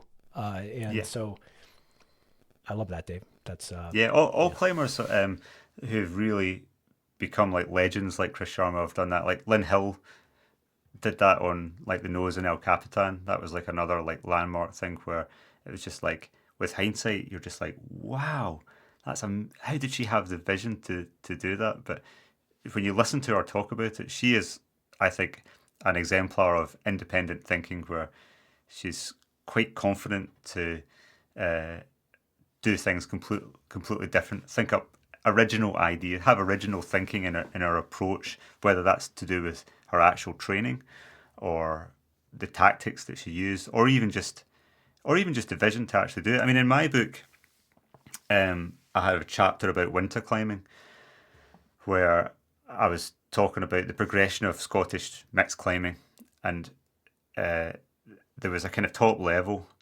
and we all climbed on site. Most of us climb on site, ground up. That's the kind of prevailing ethic of winter climbing. But a friend of mine wanted to really push and do a really hard route, but break from that and actually red point a mixed climb, which was kind of a bit ethically frowned upon.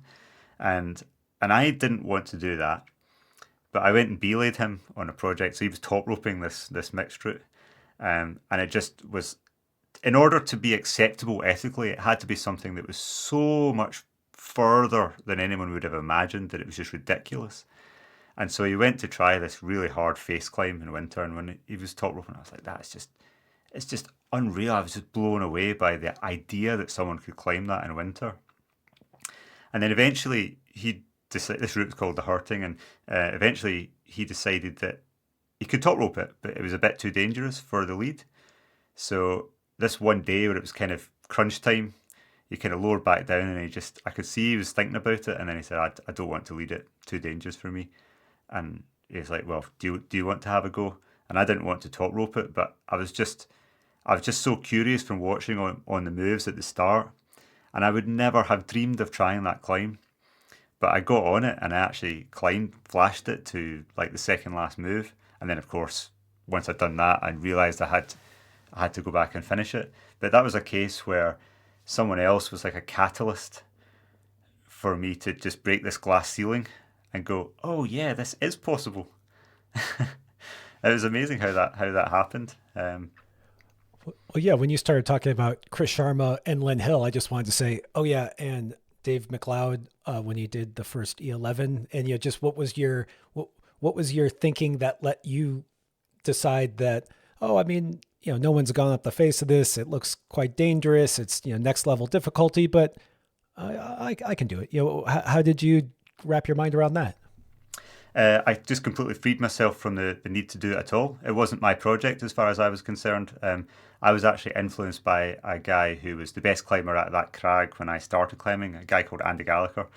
And he was one of the first people to place any bolts on the Scottish crags. And he was just very futuristic in his ideas. He kind of had quite an artistic flair and approach to climbing. So he bolted a lot of projects that were way too hard for him. And I was kind of influenced by that the idea that you could bolt something or make something a project, even though it didn't really matter whether you could actually do it or not. And so once I'd climbed a lot of the climbs at my local crag, Dumbarton Rock, um, I just saw the head wall of Rhapsody as this obvious project, and I was just trying it just to see, is this possible? It was just a fun experiment. I never expected that it would be me that would do it, and so that just it took me down the rabbit hole and far enough that once I realised I could do it, I was like nearly there. I was like, oh yeah. So it was just kind of by accident, and it really helped that it was my local crag. So I was just pulling on holds. It was just training, and then all of a sudden I just saw the next horizon and the next horizon, and I was like, oh yeah.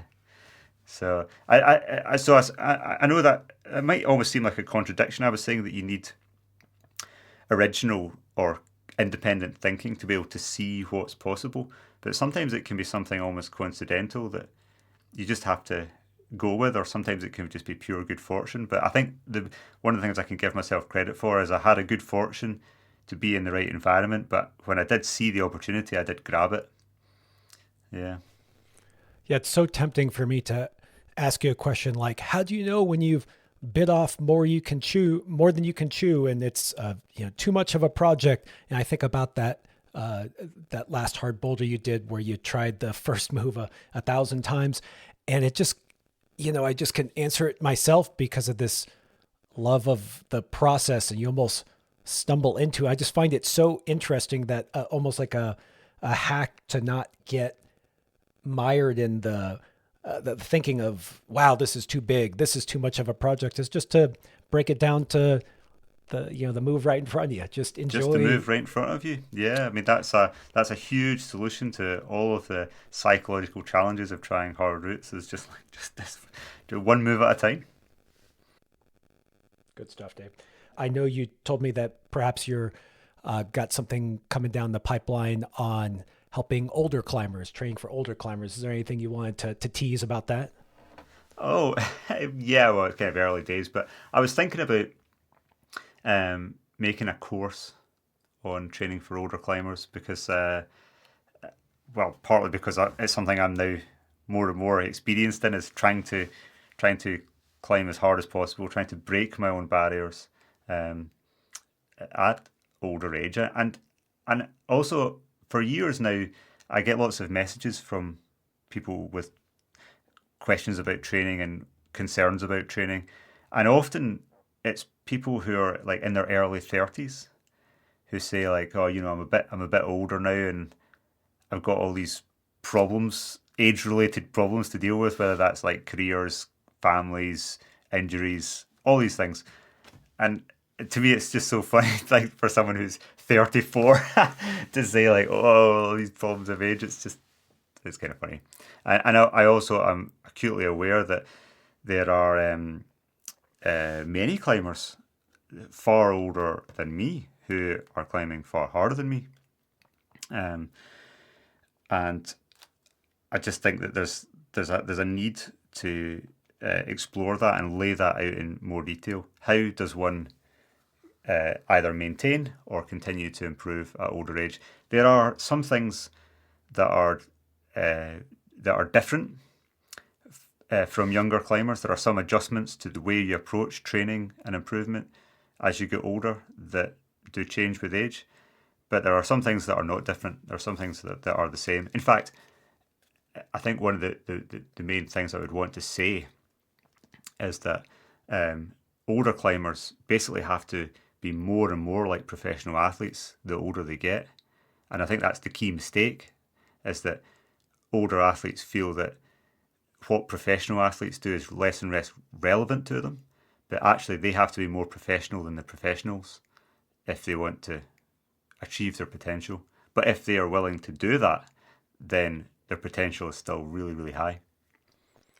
Yeah, when we talked about this before, it was that idea that there's pros and cons in all situations, and one of the pros of getting older is that perhaps you do have more control over your time, in Yeah. that maybe you can do a twice a day training. I'm not saying that's what you're recommending, but I know that as I progressed in my career, instead of always having to be, say, at my desk at this time, I got some flexibility in my life, and I think other people feel that. And so just the idea of perhaps if climbing is really important to you, lean into Hmm. that ability you have to create a schedule that allows for that. Maybe move to a place. That's what I did. I moved to the mountains so that instead Yeah. of, gosh, I used to drive out in rush hour at 6 in the afternoon on Yeah. Friday and drive for 7 hours just to Oh come. God. Yeah. So now I don't.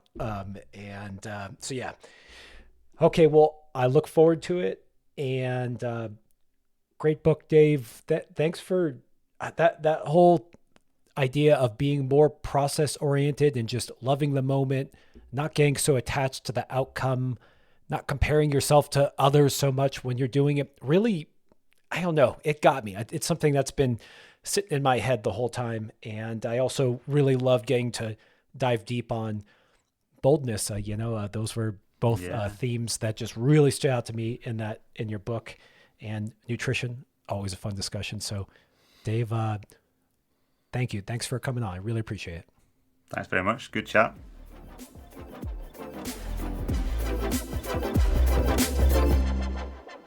Thanks for tuning in. If you'd like even more content, go to patreon.com/testpiece. And while you're at it, share this podcast with someone you know who would love it. And please leave us a review or rating at wherever you get your podcasts. We've also got tons of great content on YouTube and Instagram, so don't forget to like and subscribe there. Okay, see you next week.